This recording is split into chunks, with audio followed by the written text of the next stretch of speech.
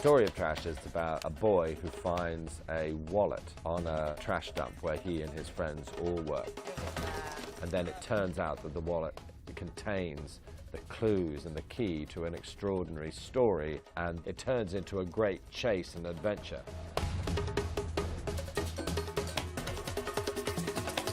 The book is not set in any particular country, so we have to choose which country to set it in.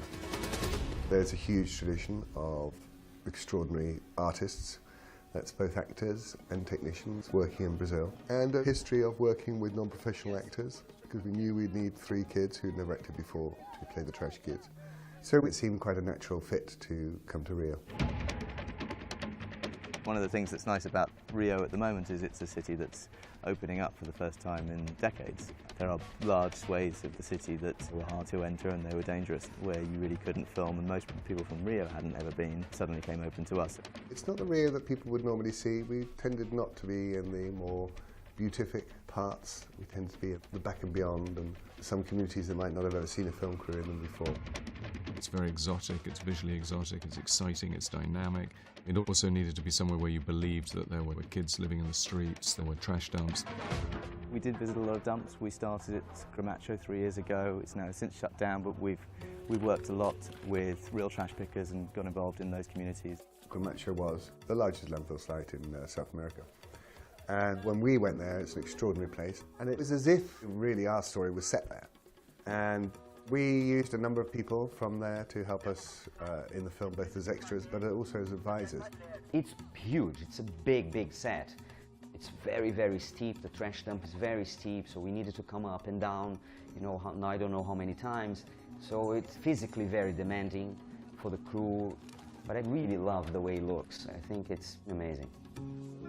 Working with a Brazilian crew was one of the great experiences of my life. Fantastically adventurous, creative, patient, and incredibly professional. But they were an amazing group of people who loved the project and were incredibly committed. I've worked in other countries before, and it's always a little different to have everyone on set speaking a different language. It definitely has its challenges, but everyone's really talented and great here. The crew is amazing, and it's been a great experience. We've come over here, worked with amazing Brazilian partners, found amazing Brazilian actors. So I hope that one of the things that people will take from the movie is a sense of a whole world that they didn't know about before. Shooting in Rio is exciting and exhilarating and difficult and sometimes dangerous and often wonderful, but it's a character in the movie, so everything that the movie is imbued with a little bit of Rio. We've had an amazing time here in Brazil, and it's been a life-changing event for certainly myself. And you know, it's really a Brazilian film, not just in terms of the people that made it, but it's a story, I think, made by, for, and informed by the dreams and aspirations of particularly the 3 young people whose story it is. And it's been a great privilege to be part of a Brazilian film.